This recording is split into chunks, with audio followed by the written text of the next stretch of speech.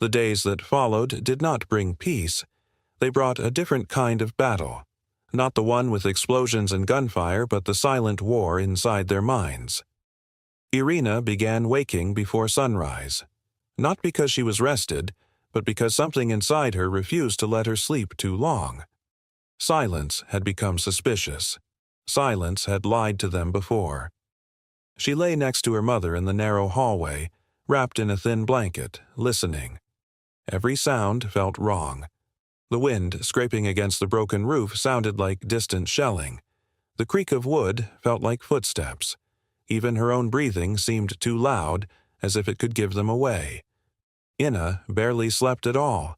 She had learned to rest in fragments, minutes at a time, never fully letting go.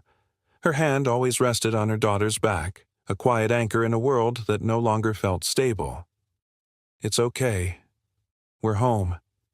We're together," she whispered again and again. But the word home no longer meant safety. Igor worked from morning until darkness swallowed the yard. He could not sit still. When he stopped moving, the memories came, loud, sharp, unbearable. So he worked. He repaired the roof using whatever he could find: bent metal, broken boards, pieces of fences that no longer belonged to anyone. His hands were cut and bruised, but he didn't notice. Pain in the body was easier than pain in the mind. One afternoon, while clearing debris, he found a jagged piece of shrapnel buried in the dirt. He picked it up and held it tightly. This piece of metal had come to kill them, and now it lay silent in his hand. For a long moment, he just stood there. Then he walked to the edge of the garden and buried it deep in the ground. Not out of fear, but because he didn't want Irina to see it. Inside the house, Inna tried to rebuild something that no longer existed. She started with the kitchen. Once, it had been the warmest place in their home. The smell of food, laughter, small arguments over nothing. Life. Now it felt chijim, alien, even to her. She opened a cabinet and froze. There it was, a cup, the same one with a small crack along the rim. Irina had dropped it years ago, and Inna had refused to throw it away. "For luck," she used to say. Her fingers trembled as she picked it up. The world split in two, before and after. Slowly, she sank to the floor, holding the cup to her chest. Tears began to fall, quietly, without sound. Not tears of fear, tears of something deeper, the loss of a life that would never return. That same day, Irina stepped outside. At first, she stayed close to the house, but something pulled her forward, curiosity, or maybe the need to understand what was left of the world. The street looked unfamiliar. The houses were still there, but many were empty. Their windows dark, lifeless. Doors swung slowly in the wind, creaking like something alive. She walked a little further. Then she stopped. There, near a broken fence, lay a small blue bicycle. Her heart tightened. It was Maxim's. They used to ride together before everything changed. He always laughed the loudest, always fell, then stood up again like nothing had happened. Irina walked closer. The bicycle was covered in dust. One wheel bent. She touched the handle. Cold. Too cold. "Maxim," she whispered. No answer. Only the wind. That evening, she barely spoke. Inna noticed immediately. Children don't hide pain. It settles in their eyes. "You went outside?" she asked softly. Irina nodded. "It's empty," she said. Then, after a pause, "Maxim, he's not there." Inna didn't know what to say, because the truth could be worse than silence. So she pulled her daughter into her arms. And this time, words were not needed. Days passed. Slowly, people began to return. First one neighbor, then another. They came out carefully, like they expected the world to collapse again at any moment. They looked at each other for a long time, then embraced, without words. Because everyone already understood. One morning, Igor saw Petro, an old neighbor, sitting on a broken bench near what remained of his house. Igor approached slowly. "You came back," he said. Petro nodded. "Where else would I go?" A long silence followed. "Your family?" Igor asked carefully. Petro didn't answer right away. He rubbed his face slowly as if trying to erase something. "Not all of them," he said quietly. And that was enough. Life was returning, but it was no longer the same life. It was quieter, heavier, and filled with invisible scars. At night, the fear came back stronger. Even without explosions, their bodies remembered. One night, a loud metallic crash echoed from outside, a loose piece of roofing torn by the wind. Irina screamed in her sleep, covering her head with her hands. "No, no, please." Inna immediately pulled her close, holding her tightly. "It's okay. It's just the wind. You're safe." But Irina was shaking uncontrollably. Igor sat up, gripping a hatchet, his eyes wide open in the darkness. The war had left the street, but it was still inside them. Food was still scarce. When neighbors brought potatoes and a small loaf of bread, it felt like a feast. Inna made soup, thin, almost transparent, but warm. Irina ate slowly.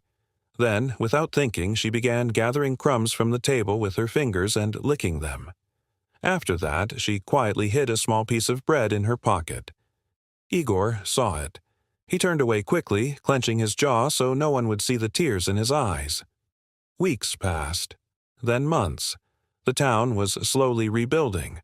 Electricity came only for a few hours a day. Water had to be carried. Every siren still froze hearts. But something else began to grow. Hope. One morning, Irina walked into the yard. She stopped near the apple tree, the same one that had been split in half. One side was dead, black, dry, but the other, small buds had appeared, soft pink, fragile, alive. Irina stared at them in silence. Then she reached out and touched one gently. The tree had survived. Despite everything, it was still reaching toward the sun. "Mom! Dad!" she called out loudly, for the first time in months, her voice clear, without fear. Igor and Inna ran outside. "What is it?" Irina turned to them, her eyes filled with something they hadn't seen in a long time. Light. "It's blooming," she said. The days that followed did not bring peace. They brought a different kind of battle. Not the one with explosions and gunfire, but the silent war inside their minds. Irina began waking before sunrise. Not because she wanted to, but because her dreams would not let her stay asleep. Every time she closed her eyes, she would see the basement again, dark, cold, breathing like a living thing. And that door, always slightly open, as if waiting for her to return. Marco, on the other hand, tried to ignore it. He threw himself into work, repairing old radios, fixing broken wires, anything that kept both his hands and mind busy. But at times he would freeze, staring at nothing, his fingers still wrapped around a tool, as if suddenly listening to something only he could hear. One morning, without a word, Irina packed a bag. Marco noticed immediately. "You're leaving," he said, his voice flat. She nodded. "I have to know what it was." He didn't argue. He didn't try to stop her. Instead, he reached for his coat. "Then I'm coming with you." The road back felt longer than the first time. The sky hung low and gray, and the wind carried a strange sound, almost like a whisper moving through dead grass. When they reached the house, it looked the same. Too same. No dust on the steps, no sign of decay, as if time had refused to touch it. The door was open. Neither of them remembered leaving it that way.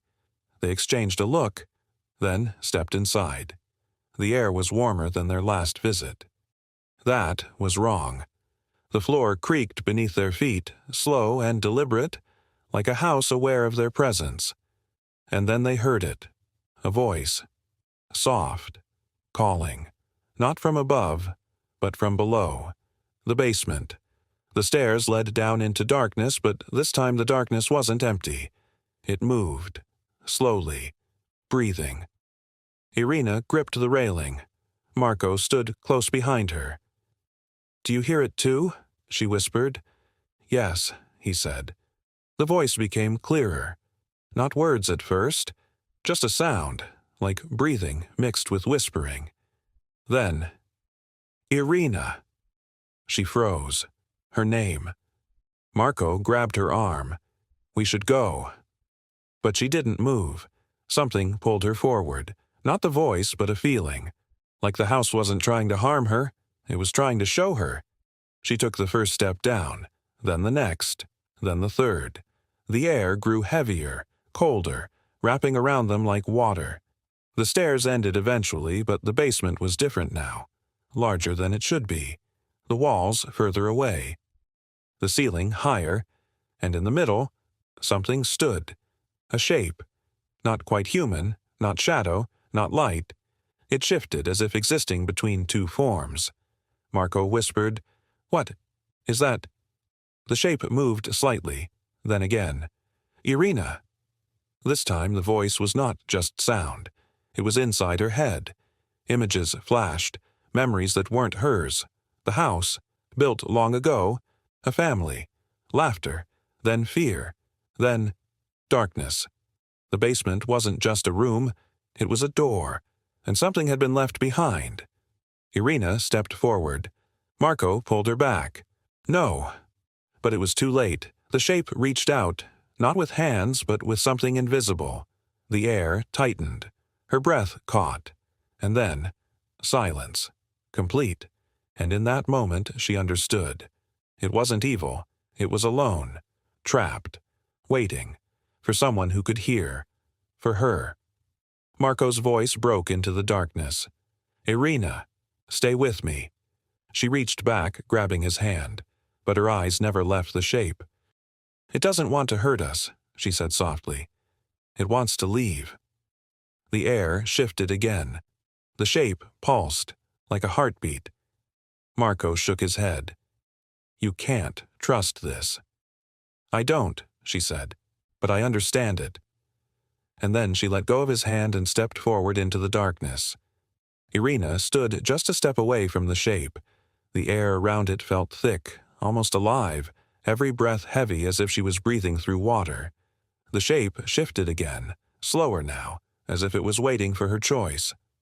Marco stood behind her, unable to move, his hand still reaching out into the empty space where she had been a moment ago. "Irina, please." His voice broke, but she didn't turn back. She saw more than him now. Memories weren't hers. Images flickered. Faces, voices. Life inside this house long before they were born. Children running through sunlit rooms. Laughter. Then fear. Darkness closing in. The basement door locking from the outside.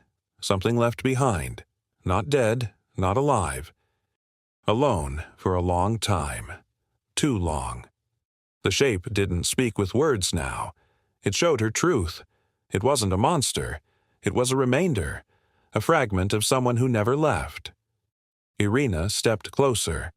Her hand slowly lifted, trembling but determined.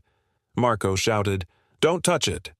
But her fingers met the air where the shape began, and in the moment of contact, the world broke. Light filled the darkness. Not bright, but soft, warm. The basement walls faded. The shape stopped moving. And then, for a second, it became clear. A person, a young girl about Irina's age, eyes wide, not with fear, but with relief. She was never meant to stay here. Irina's breath shook. "You were waiting." The shape pulsed once, yes. Then it began to change. The heaviness lifted slowly, like mist disappearing in the morning. The cold faded. Marco felt the air shift, finally able to breathe again. What is happening? The figure grew fainter, but not weaker. Freer. Irina stepped forward one last time, her voice barely a whisper. "You can go." And with that, the figure disappeared. Not violently, not with fear, but quietly, like someone finally leaving a home they had been forced to stay in for far, far too long. Silence filled the basement again. Real this time. Not alive, not watching, just empty. Irina staggered back. Marco caught her immediately, holding her tightly. "Are you okay? What happened?" She looked around, her eyes clear but different. "It's gone," she said softly. Marco stared into the dark space where it had been, then back at her. "Gone." She nodded. It was never meant to stay. They climbed the stairs slowly. This house felt different now. Too quiet, but in a good way, like a breath finally released. When they stepped outside, the sun broke through the clouds for the first time in days. Light fell across the yard, warming the cold ground. Marco looked back at the house one last time. "We should never come here again." Irina shook her head slightly. "No," she said. "Now, it's just a house." The wind moved through trees softly. No more whispers, no more voices, only silence. And this time, it was peaceful. The day after felt strangely quiet, not the silence of fear, but a different one. Soft, almost unfamiliar. Irina woke late for the first time in months. No sudden breath, no sharp fear in her chest, just calm. She sat up slowly, looking around the room. Sunlight filtered through the window, casting warm lines across the floor. Marco was already awake, sitting near the table, watching her. "You look different," he said quietly. Irina touched her chest as if checking for something that was no longer there. "I feel lighter," she replied. He nodded, but didn't smile fully. Something in his eyes still held caution. "Whatever that was, it isn't coming back, is it?" Irina looked toward the window, thinking. "No," she said finally. "It's over." But as these words left her lips, a slight breeze entered the room. The curtain moved gently, and for a split second, just a moment, a shadow shifted wrongly against the wall. Irina froze. Marco stood up immediately. "What?" She hesitated, then forced a small smile. "Nothing. Just the wind." But deep inside, she felt something else. Not fear, not darkness, but a connection. Like a distant echo, faint, almost gone, but not completely. Later that day, they decided to leave the house behind. Once more, they walked down the road, the same one but different now. The world seemed more alive. Birds sounded louder. The air felt cleaner. Yet something lingered in the back of Irina's mind, not a presence, but a memory that wasn't hers completely. As if the door had closed, but she had kept a key. That night in their new place, Irina lay awake again. But this time, she wasn't afraid. She lifted her hand, staring at it in the soft darkness. And then, just for a second, she felt a faint warmth pulse beneath her skin, like a heartbeat, not her own. She closed her eyes slowly. "You're free," she whispered into the darkness. And somewhere far beyond what she could see, something answered. Not with fear, not with pain, but with quiet gratitude. And then this world finally became still. Morning came with fog, thick, slow, rolling over the ground like it had somewhere important to be. Irina stepped outside barefoot, the cold grass pressing against her skin. She liked this feeling. Real, touchable, alive. Marco was still inside, but she knew he would follow soon. He did now, always keeping her in sight, even when he pretended not to worry. The silence around her was peaceful, but no longer normal. She could feel things now. Not hear, not see, but feel. Subtle changes in the air, like when the wind shifted before a rainstorm, or when someone watched you without being seen. She slowly closed her eyes. And there it was. A faint pulse, not from the house, not from the past, from somewhere else, Far away. Her eyes opened instantly. Marco stood in the doorway. You felt something, didn't you? Irina nodded. It's not over. His teeth clenched slightly. I thought you said it was gone. It is, she said, but that was just one. The words hung between them. He understood immediately. There wasn't just one basement, not just one place, not just one thing left behind. The world had changed. And now, she was tied to it. Later that day, they walked to the edge of the town. People were beginning to live again, repairing homes, rebuilding streets, trying to believe in normal. But Irina saw more than them. She saw the cracks, invisible things, hidden places, where fear had stayed too long. Marco stopped walking. We can leave, he said suddenly. Go anywhere. Start over. Irina looked at him, soft but firm. And what about them? She asked quietly. He didn't answer, because he knew. She knew too. This wasn't just their story anymore. That night, the sky was clear. For the first time, stars shined bright and endless. Irina sat outside alone, looking up. Her hand rested over her heart.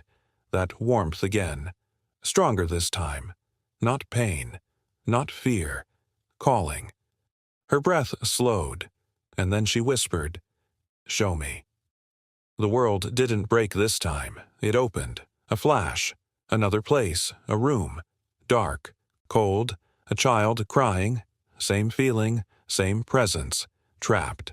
Irina's jaw tightened. She opened her eyes, determination burning quietly. Marco stepped close to her.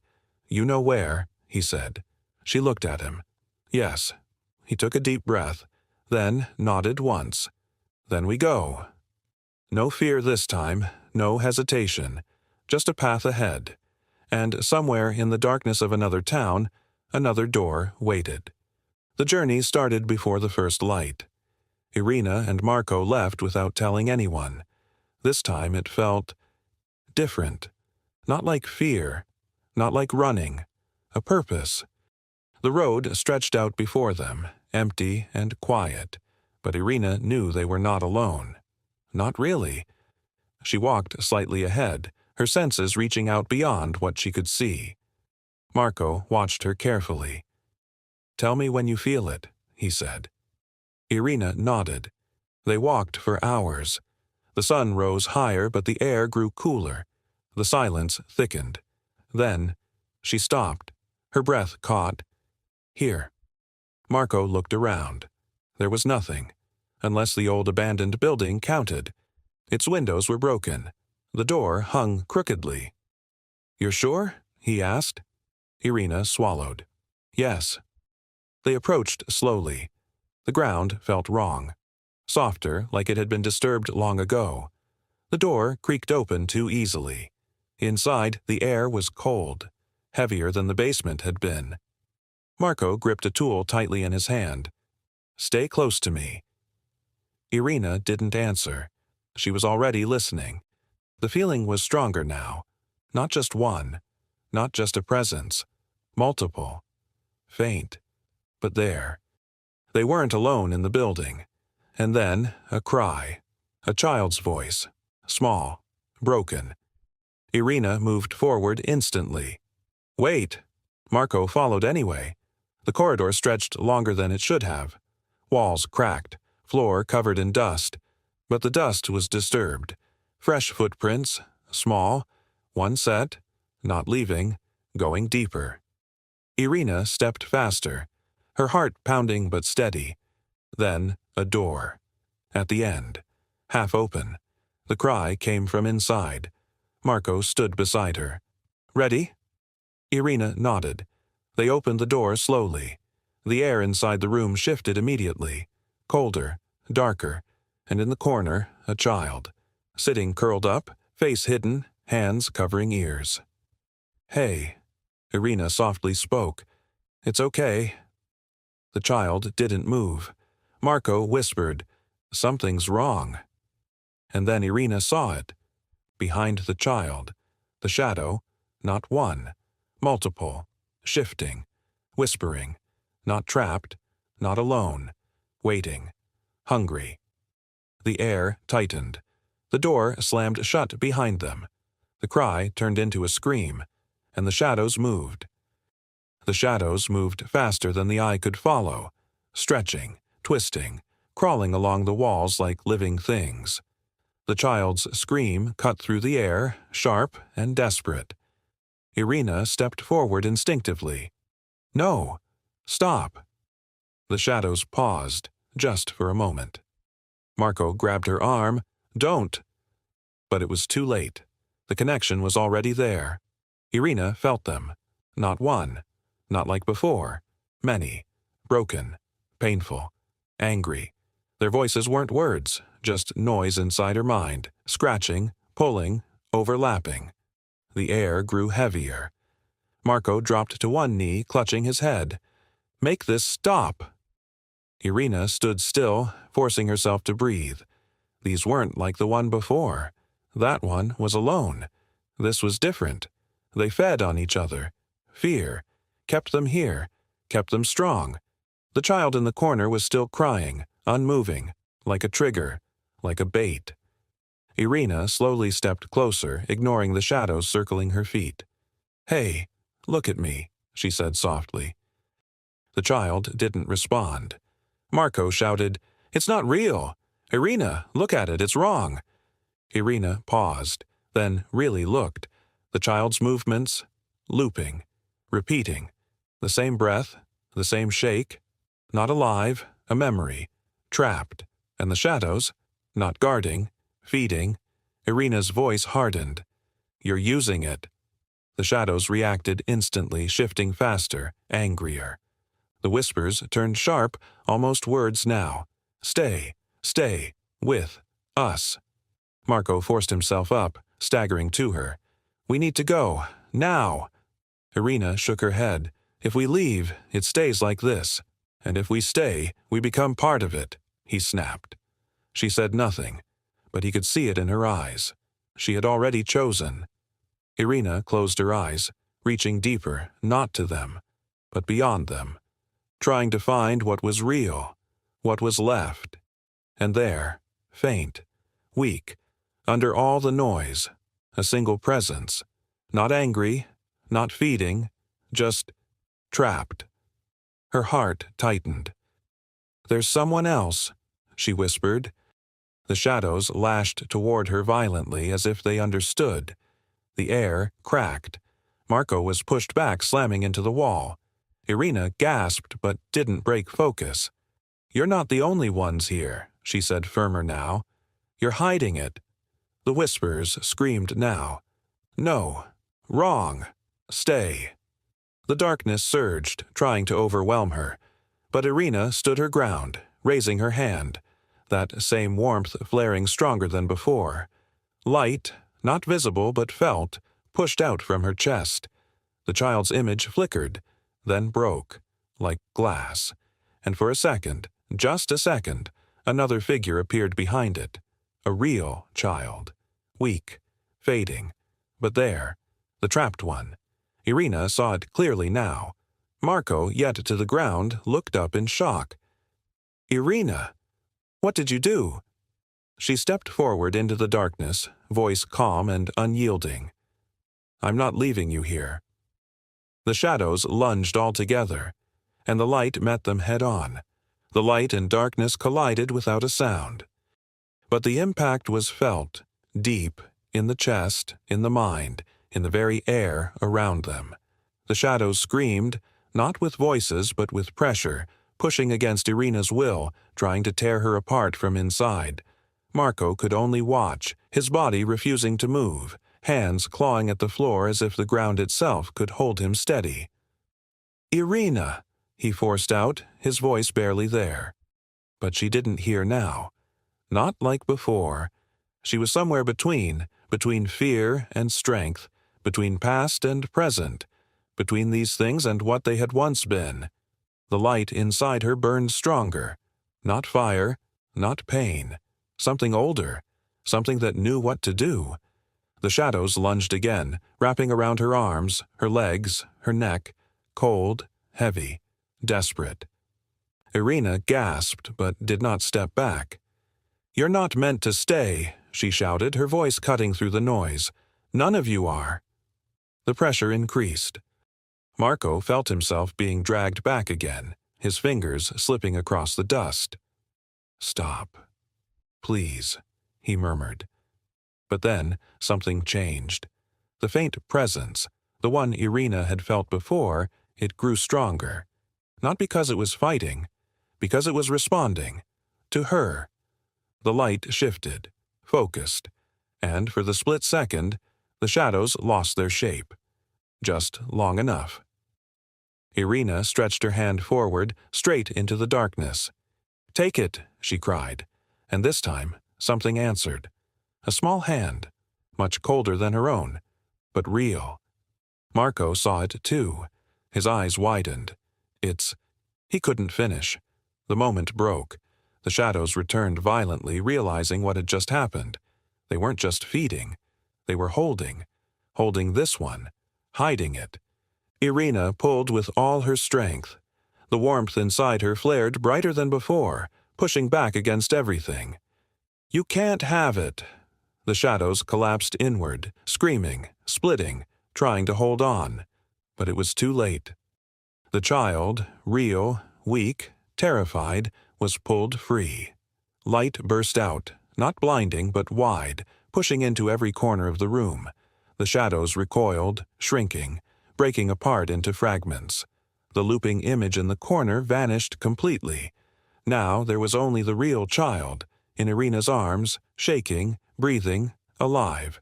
The darkness didn't disappear, but it changed. Weaker, unstable. Marco forced himself forward, grabbing Irina's shoulder. "We have to go. Now." This time, she didn't argue. She nodded. They turned toward the door, but behind them, the fragments began to reform. Not whole, not strong, but not gone. The whispers returned. Quieter, but still there. Not hungry now. Something else. Empty. As if losing something they had held for too long. Irina paused just for a second, looking back. Not with fear, with understanding. "We'll come back," she said softly. Marco tensed. "Irina." "Not now," she said, "but we will."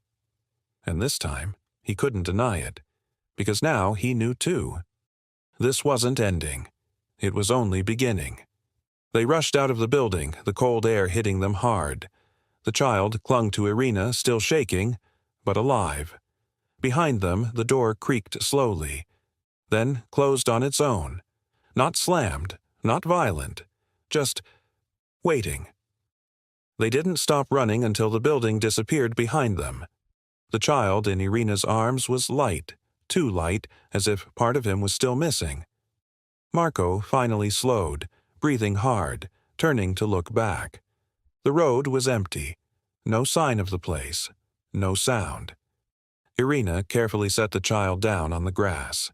He immediately grabbed her hand, refusing to let go. His eyes were wide, but now present. Alive. "Hey, you're safe," she said softly. The child tried to speak, but only a broken sound came out. Marco knelt down beside them. "Can you tell us your name?" The child hesitated. Then, quietly, "Ole." Irina smiled faintly. "Ole. Okay, you're safe, Ole." But as she said that, she felt something again. Not from him. From behind, from far away, but watching. Marco stiffened too. "You sense it." Irina nodded slowly. "They're still there." He closed his eyes for a second, trying to hold on to reality. "We saved him. That's what matters." "Yes," she said, "but they're changing." Marco looked at her. "Changing how?" Irina paused, searching for the right words. "Before, they were hungry. Now," she looked back toward where the building had been.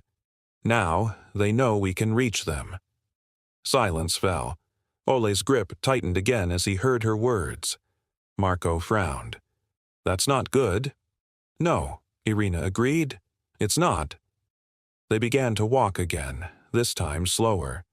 Ole stayed close to Irina, his steps unsteady, but determined. The world around them looked normal. Fields, sky, wind. But none of it felt the same anymore. Irina could feel the hidden places now, like scars beneath the surface. Some quiet, some not. That night they stopped near a small abandoned house, not like the others. This one felt empty. Truly empty. Marco checked it even anyway, then lit a small fire inside. Ole sat close to it, watching the flames as if they were something new. Irina sat across from him. "Do you remember anything?" she asked gently. Ole's face changed. Fear flickered again. "Dark," he whispered. "Cold. Voices." He stopped, shaking. Irina leaned forward. "It's okay. You don't have to say more." Marco watched both of them, his expression tight. "How many are like this?" he asked quietly. Irina looked into the fire. "I don't know," she said, "but more than we want." The fire crackled softly. Ole slowly leaned against Irina, exhaustion finally taking over. He fell asleep within minutes.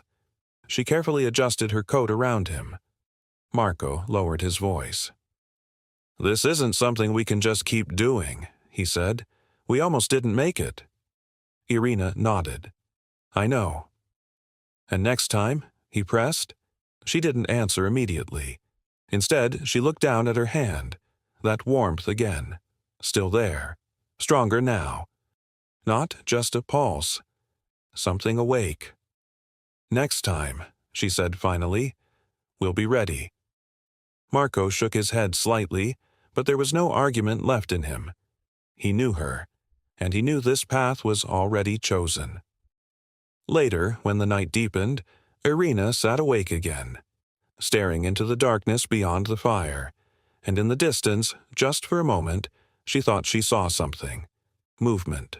Not wind, not shadow. Something watching. Not coming closer. Not yet, but waiting. Irina closed her eyes slowly. "We're coming," she whispered. And somewhere in the hidden darkness of this world, something answered. Not with fear, not with hunger, but with anticipation. Morning did not feel calm this time. The air was still but not peaceful. It felt like everything was waiting. Irina opened her eyes slowly, already aware that something had changed. The warmth inside her was no longer soft. It was alert. Marco was awake, watching the door. His voice was low. "Did you feel that?" Irina sat up, nodding. "They're moving." Ole stirred beside her, his face frowning even in sleep. "No, don't," he whispered. Irina placed a hand on his shoulder. "It's okay," she said, but her words felt heavier than they should. Marco stood up quickly, stepping toward the window. He peeked outside, then froze. "Irina." She tensed. "What?" He didn't answer immediately. Then, "They found us." The words fell cold. Irina stood instantly, moving to the window. But at first, she saw nothing. Empty field, still air. Then, movement. Far at the edge, barely visible. Shapes. Not one, not many, but enough. They weren't hiding anymore. Marco backed away from the window. "We have to leave now." Irina nodded, picking Ole up as he half woke. "Stay with me," she said to him. His eyes opened wide, fear returning instantly. "They're here," he whispered. Marco grabbed his bag. "There's another road, through the trees." They didn't wait. They stepped outside, cold air cutting through them, but now it was clear. The shapes were closer, moving faster than normal, not sliding, not watching, hunting. Irina's heart pounded, but her mind stayed sharp. "Don't look back," she said. Marco nodded. They ran. The ground was uneven, grass pulling at their feet, but they kept moving. Ole clung to Irina, shaking. "They're angry," he said. "Yes," Irina answered quietly, "but they're also afraid." Marco looked at her as they ran. Afraid of what? She met his eyes for a split second. Us. That time, he didn't question it. Behind them, the air shifted. The wind picked up. Wrong direction, wrong rhythm. Whispers returned, not quiet now. Loud, overlapping.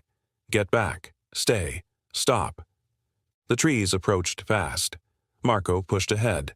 There. They entered the forest. The shadows followed. But here something changed. Their forms flickered. Unstable. Irina slowed slightly, feeling it. They're not strong here. Marco barely breathed. Then we keep running. But Irina stopped. Hard. Marco turned. What are you doing? She turned around, face calm, but eyes burning. We can't run forever. The shadows reached the edge of the trees, then stopped. They shifted, pressing against an invisible line. They wanted to cross, but couldn't. Marco lowered his voice. Why aren't they coming? Irina took a step forward toward them. Because it's not just about them anymore. Ole gripped her coat. Don't. She knelt down in front of him, gentle but firm. Trust me. He slowly nodded. Marco stood ready, tense. Irina. She stood again, facing the darkness. This time, she didn't reach out. She didn't speak softly. Her voice was clear, strong. You don't want this, she said. The shadows reacted, shifting uneasily. You're not trapped like the others. You're choosing to stay. The whispers grew louder, angrier, but uncertain. Irina stepped closer to the very edge. The warmth inside her flared, not just light now. Something deeper, something that even Marco could feel. Look at what you are becoming, she said. This isn't freedom. For a moment, everything paused. The shadows flickered, unstable. Some pulled back. Some lunged forward. Then one broke away. Not attacking, not feeding, but reaching. Irina held her ground. Marco whispered, Careful. But she nodded slightly. This was different. The fragment stopped just in front of her, trembling. Irina slowly raised her hand, just slightly. Not touching, offering a choice. The air went still, and then, slowly, the fragment changed.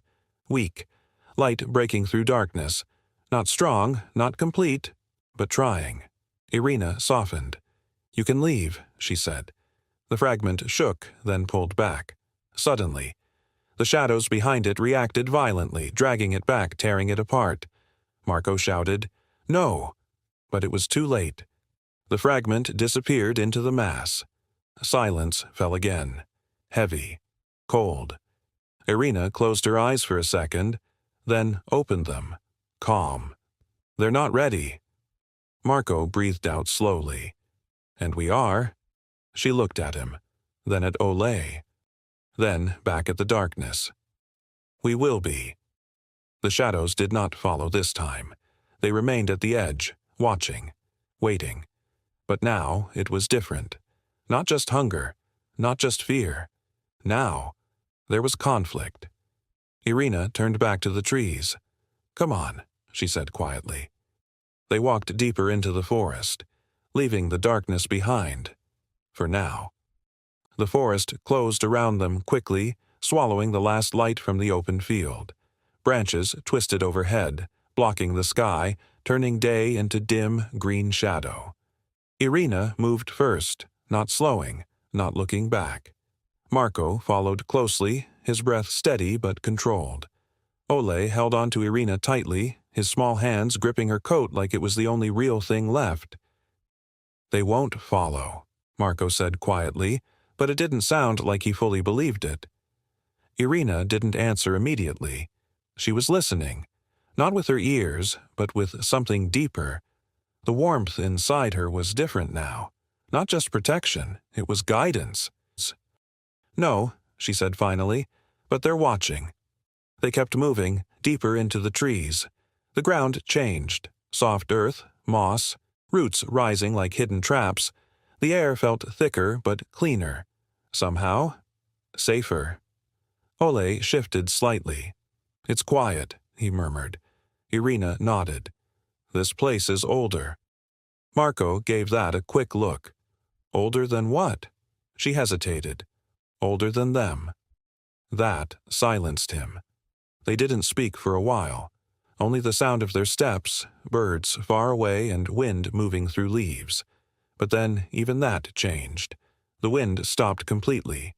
Not fading, stopping, like it was held back. Irina stopped walking instantly. Marco bumped slightly into her. What? She tilted her head, listening again. Do you hear that? He frowned. Hear what? Exactly. No insects, no leaves, no movement. Ole's grip tightened. I don't like it. Marco stepped forward slightly, scanning the trees. We're not alone. Irina nodded slowly. No. We're being waited for. The words hung in the air. Then, from between the trees, movement. But not like the shadows. Not broken, not flickering. Solid. A figure stepped forward.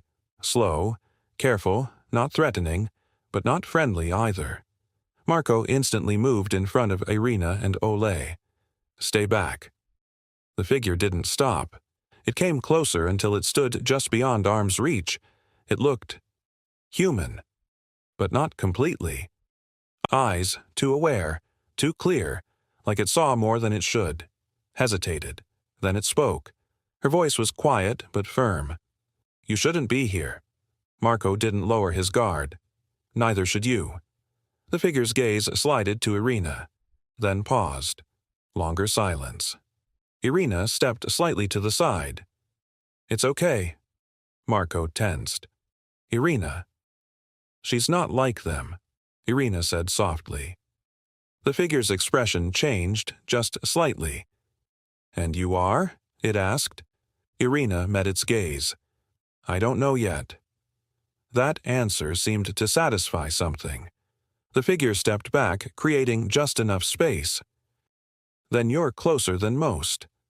Ole peeked out from behind Irina. What are you? The figure looked at him, not unkind.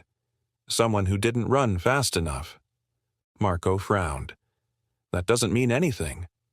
It means, the figure said slowly, I stayed when the others left. Irina's voice was quiet. The others. The figure gestured slightly around them. The ones who built this boundary. Marco looked around, realizing. The tree line is not natural, the figure finished. Neither are you anymore.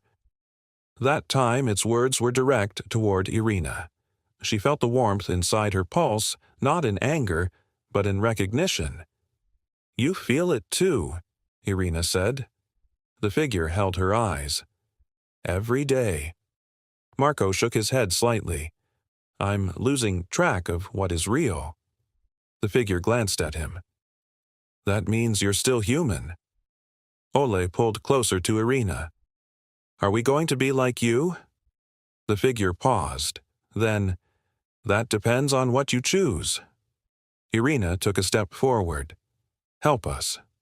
Marco looked at her, shocked. You trust her? Irina nodded. More than them. The silence stretched. The figure studied each of them carefully. Then, finally, nodded once. Then, follow me. Marco didn't move. Or what? The figure's voice cooled slightly. Or stay here until they learn how to cross. That was enough. Marco exhaled. Fine. The figure turned without another word and began walking deeper into the forest. Irina followed immediately. Ole held tight. Marco cast one last look back, toward the invisible edge where the shadows had stopped. Nothing was there now, but that didn't mean anything. He turned and followed too. The forest seemed to change as they moved. Not just darker, but deeper, like each step was further from the real world. Ole whispered, Where are we going? The figure didn't look back. Somewhere they can't reach. Irina's voice was calm. And after that? This time the figure hesitated. After that, you decide who you become. No one answered that.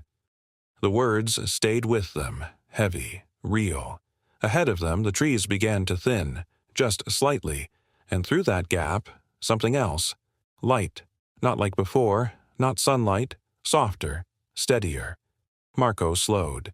Do you see that? Irina nodded. Yes. The figure kept walking. Good, she said quietly. That means it's still there. Ole leaned his head against Irina. What is it? Irina,